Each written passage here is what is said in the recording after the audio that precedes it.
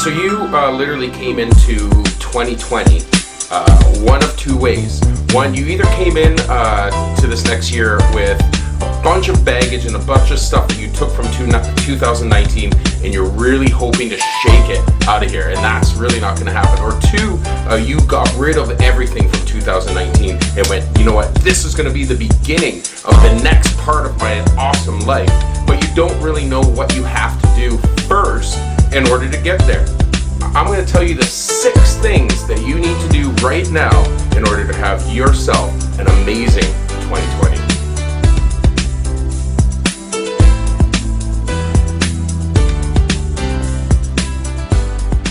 Hey everybody, thank you for logging into the first ever Crowbar Real Talk.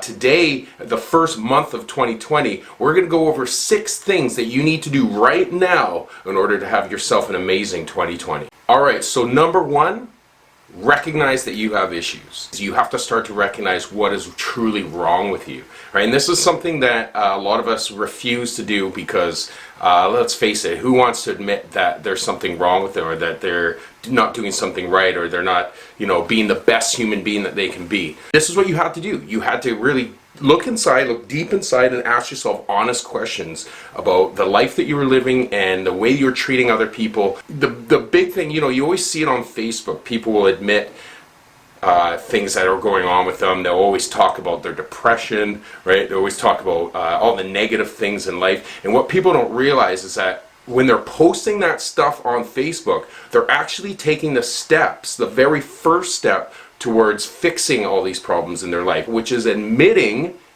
that you have an issue. If you're on Facebook and you're always putting on like, oh, my life sucks, or I'm depressed, or I have things going on, that's awesome. You should be doing that, but you need to take the next step. And that's why step number 2 is even more important than step number 1. Step number 2 is the hardest one of all. It was the one that I had to really take control of, and it really hurts to do it, but you gotta stop lying. You gotta stop lying. When you lie about anything in your life, what you're really saying is that you don't love, right? You don't love yourself enough to be yourself, right? We all tell lies because of insecurities or because we, don't want to admit there's something wrong with us, or we don't want to hurt other people's feelings. That was a big one for me. And I had to get over that, and I had to start thinking that, when I lie, I hurt other people's feelings. Even though I was lying not to hurt other people's feelings, it hurts people's feelings even more when you lie. In your relationships, with your friends and family, you just can't do it. But most of all, to yourself. Number 1 thing that I had to do to change my life is to face the fact I was a liar. Right? I had to do it, and then I had to stop. When you stop yourself from lying, you're stopping yourself from a lot of different things. You're stopping yourself from negative self-talk, allowing negative self-talk to get into your head. Literally, I had nothing but a life of lies. Lied to my girlfriend, lied to my friends and family, lied to everybody. And it was for no reason other than I didn't feel good about myself.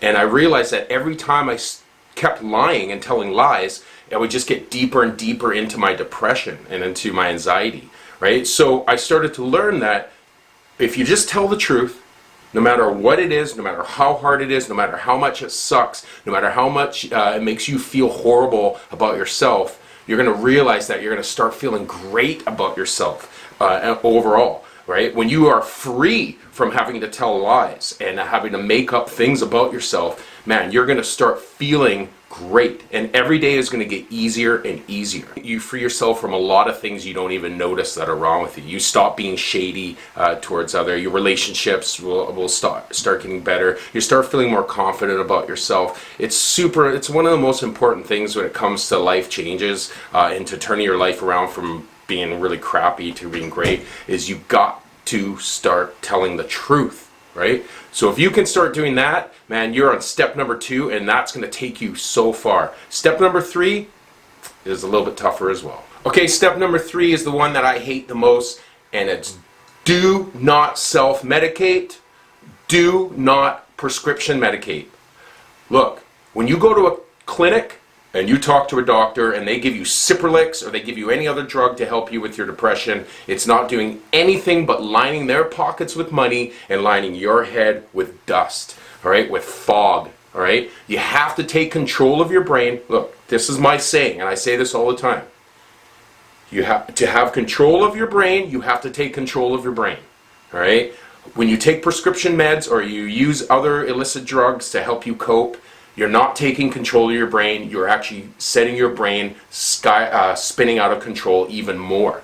All right? So you need to take control. And by taking control, that means you have to do things that, don't allow your brain to self-negative talk you. Don't let your brain to help you overeat. Don't let your brain convince you to go out and use drugs. Right? You got to take control of that. There are a ton of remedies out there that aren't prescription meds and that aren't illicit drugs. There's a lot of things out there that you can use, which we'll talk about at the end of the video, that will really help you gain control of your brain again and make sound decisions and make conscious decisions, right? Which is the big thing, right? A lot of us have this voice that tells us to do things in the back of our head and or in the front of your head, wherever it's coming from, and that's the voice that is really trying to keep you down and try to keep you at a level where you don't have to try.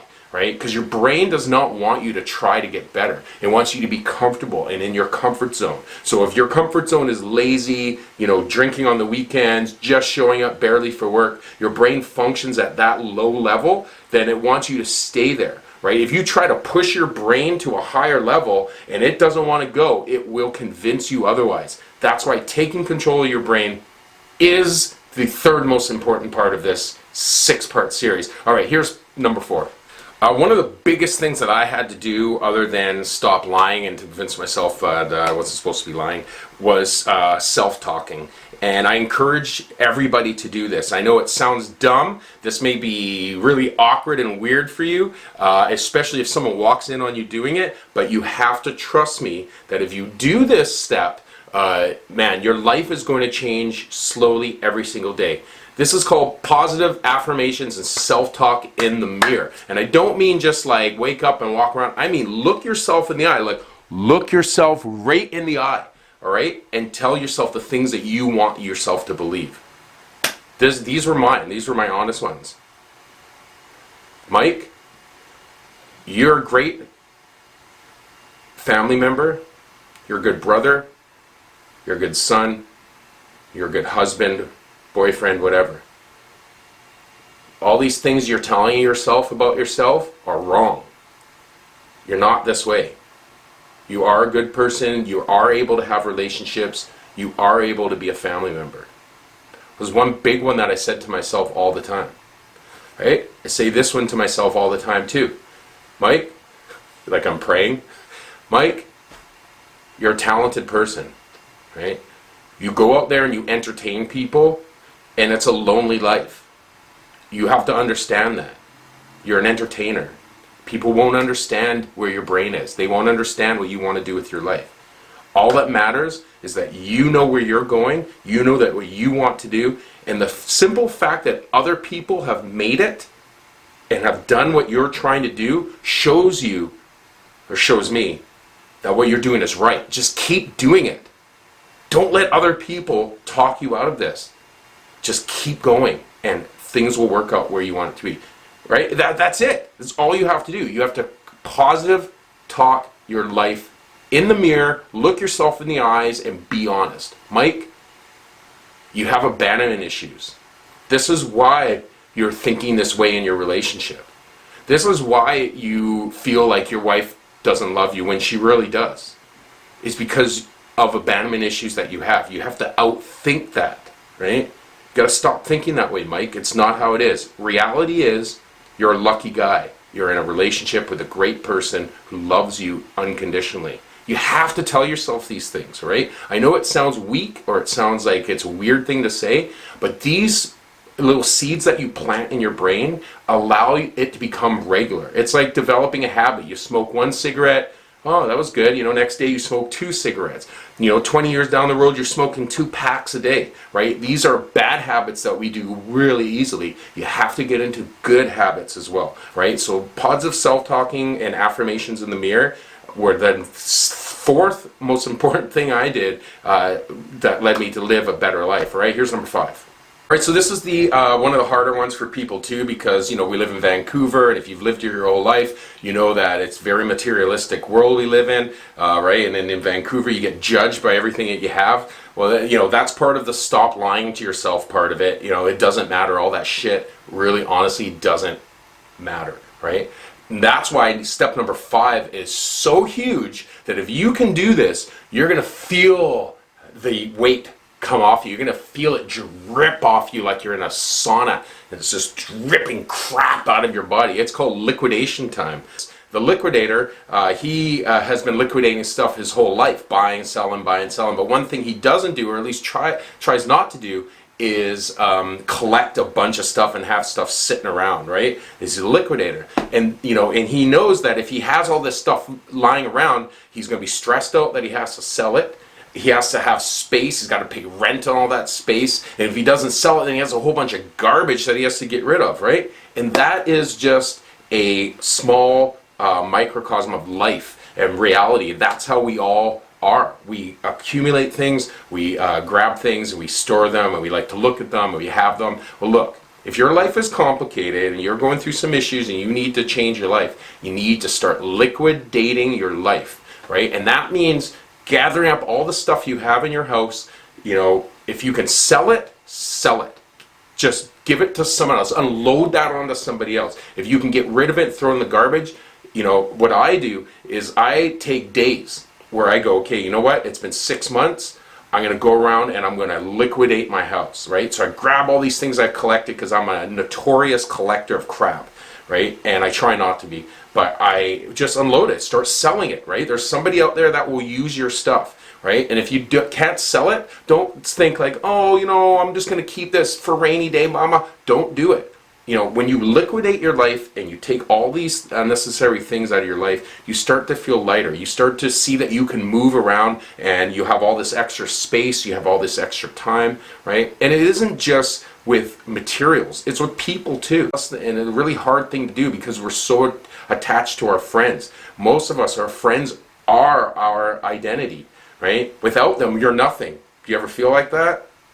Right? You can't feel like that. You have to train yourself to be a lone wolf, train yourself to be prepared to do things on your own, and to be mentally and physically, sound on your own without the help of friends and family. I mean, I'm telling you, this is one of the most important parts of regaining and having a great life, right? Is you got to get rid of people. When I got out of prison, I had a lot of my old friends still.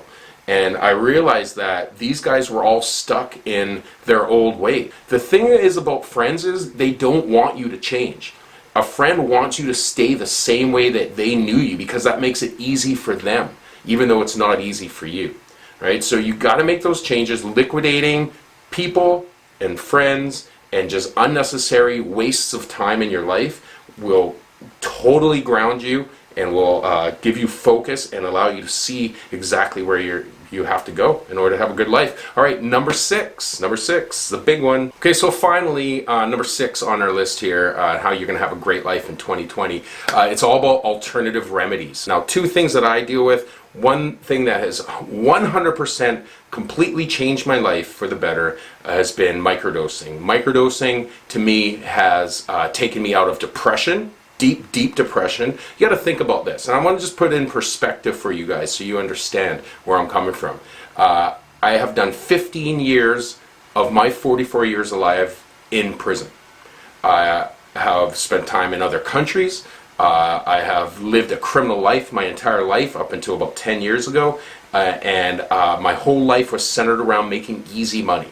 Right? And when I got out of that lifestyle and had to get into a life where I was working for a living, it sent me into a major depression, right? And even when I got out of jail, I didn't realize that I probably had PTSD from doing 10 years in prison straight. And I didn't realize, I didn't think about it. I just got back up to life and said, I got to get out, make money, and get into this life. And it took me to a deep depression and state of anxiety where I had to take a ton of medication and go and get testing and do all these hormone treatments just to have a good life. And I wish that I would have figured out the microdosing years ago, because the way I feel now and the way that I see where my life is going, and I have vision, I have focus.